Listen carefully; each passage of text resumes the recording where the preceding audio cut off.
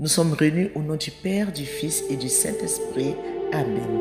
Mon thème aujourd'hui, c'est le combat spirituel et la victoire de Jésus. La vie chrétienne est un combat.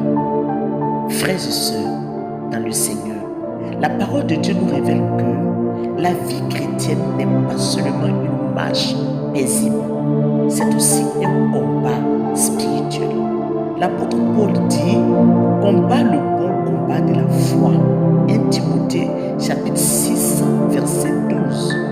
Le chrétien qui veut marcher avec Dieu rencontrera forcément des tentations, des attaques spirituelles, des découragements, des combats invisibles. Mais la bonne nouvelle est ceci: Jésus a déjà vaincu l'ennemi. Oui, Jésus a déjà vaincu l'ennemi. Le Fils de Dieu est apparu afin de détruire les œuvres du diable. 1 Jean chapitre 3 verset 8. Dans mon premier point, comprendre l'ennemi. L'ennemi de notre âme n'est pas un homme, n'est pas ta femme, n'est pas ton mari, n'est pas ta mère, n'est pas ta grand-mère, n'est pas ton enfant. Non, la Bible dit, votre adversaire, le diable, rôde comme un lion rugissant, cherchant qui dévorer. 1 Pierre chapitre 5 verset 8. Son objectif est très clair: détruire la foi, briser la prière, pousser au péché, créer la division, voler la paix. Jésus le révèle clairement. Le voleur ne vient pas que pour voler, égorger et détruire. En Jean 10, beaucoup de personnes vivent des combats sans comprendre leur origine. Parfois, cela se manifeste par des blocages dans la prière, chutes répétées dans le péché, oppression spirituelle, rêves troublants, fatigue spirituelle. Mais je te donne cette nouvelle: Dieu veut te libérer aujourd'hui. Dans mon deuxième point, les portes par lesquelles l'ennemi attaque. L'ennemi cherche toujours une porte ouverte. Retiens ceci: ces portes peuvent être le péché non confessé. Le péché donne un terrain légal à l'ennemi. Ne donnez pas accès au diable. Éphésiens chapitre 4 verset 27. C'est pourquoi la confession est une arme puissante. Si tu n'aimes pas aller à la confession, si tu as peur de la confession, je t'invite à répandre le chemin de ce sacrement de la réconciliation. Va te réconcilier avec Dieu et cela permettra de fermer le péché, les portes des péchés.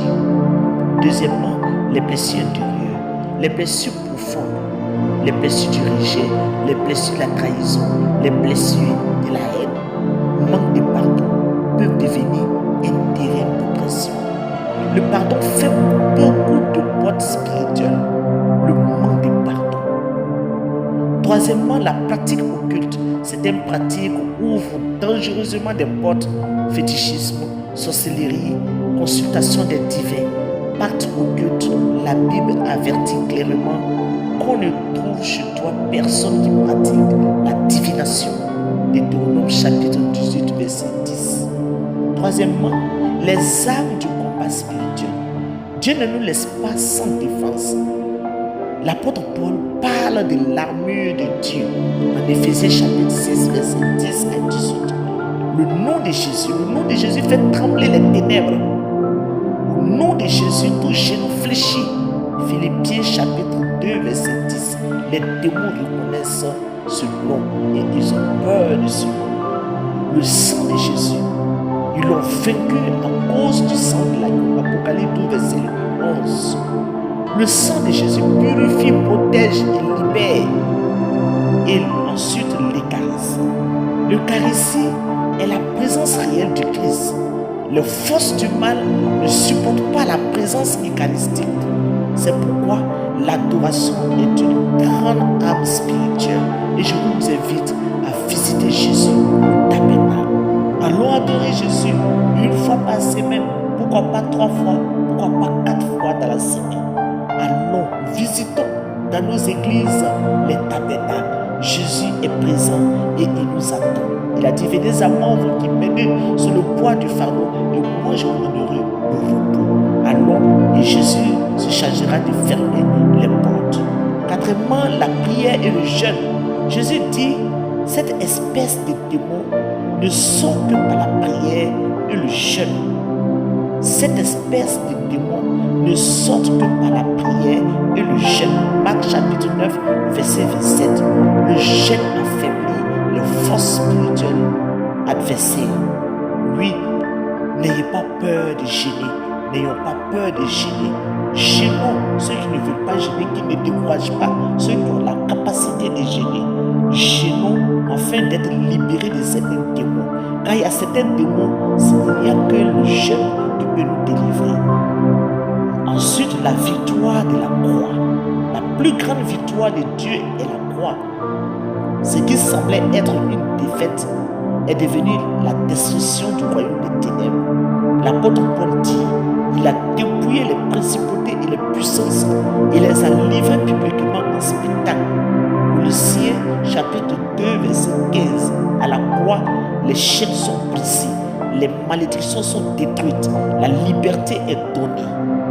En conclusion, Dieu veut libérer son peuple. À l'instant où je parle, Dieu veut briser les chaînes, relever les cœurs découragés, restaurer la foi, libérer les captifs. Jésus déclare, si le Fils vous libère, vous serez réellement libérés. Jean chapitre 8 verset 37. Appel spirituel, nous allons prier maintenant ensemble. Dieu dit dans ton cœur maintenant où je parle, Seigneur Jésus, libère-moi. Seigneur Jésus, guéris-moi. Seigneur Jésus, prends le contrôle de ma vie. Et là où Jésus entre les ténèbres vues, que le Seigneur te libère ce soir, qu'il casse toutes les chaînes maléfiques, tous les tombeaux dans lesquels tu as été enterré spirituellement, soient brisés dans le nom puissant de Jésus. Dans le nom de Jésus et par la puissance de la croix, par le sang précieux de l'agneau immolé et par l'autorité que nous avons reçue dans le Christ, nous nous levons comme enfants de Dieu et soldats du Christ.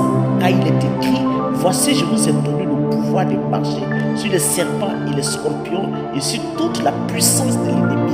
Luc chapitre 10 verset 19. Ce soir, je proclame que Jésus est le roi des rois, il est le Seigneur des seigneurs, il est le vainqueur de la mort et des ténèbres. Par sa croix glorieuse, il a écrasé la tête du serpent. Le Fils de Dieu est apparu afin de détruire les œuvres des ténèbres. 1 Jean chapitre 3 verset 8. Alors ce soir, je proclame encore toute œuvre des ténèbres dans nos vies est détruite par le sang de Jésus. Au nom de Jésus, nous brisons toute oppression spirituelle, nous brisons toute attaque démoniaque, nous brisons toute flèche de l'ennemi, nous brisons toute chaîne spirituelle, que toute œuvre de sorcellerie, de malédiction, de manipulation spirituelle soit renversée par la puissance du Saint-Esprit de Dieu. Car il est écrit, ils ont vaincu à cause du sang de l'agneau. Apocalypse chapitre 12, verset 11. Nous proclamons le sang de Jésus ouvre nos vies, nos familles, nos communautés, nos diocèses, que toute présence étrangère qui ne vient pas de Dieu quitte maintenant nos vies au nom puissant de Jésus. Je proclame que l'esprit de peur nous quitte, l'esprit de découragement nous quitte, l'esprit d'oppression nous quitte, l'esprit d'impurité nous quitte. Au nom de Jésus-Christ de Nazareth, nous nous levons. Si le Fils vous libère, vous serez réellement libérés. Jean chapitre 8 verset 37. Esprit Saint, remplis la vie de chacun d'entre nous de ta lumière, remplis nos cœurs de ta paix, guéris nos maladies, libère les captifs, restaure les vies brisées, que le feu du Saint-Esprit de Dieu descende maintenant en chacun et en chacune d'entre nous. Là où tu m'écoutes, oui, je proclame que Jésus est Seigneur, Jésus est victorieux, Jésus règne à jamais et toutes les forces des ténèbres sont vaincues par la puissance du nom de Jésus. Amen. Que Dieu nous garde.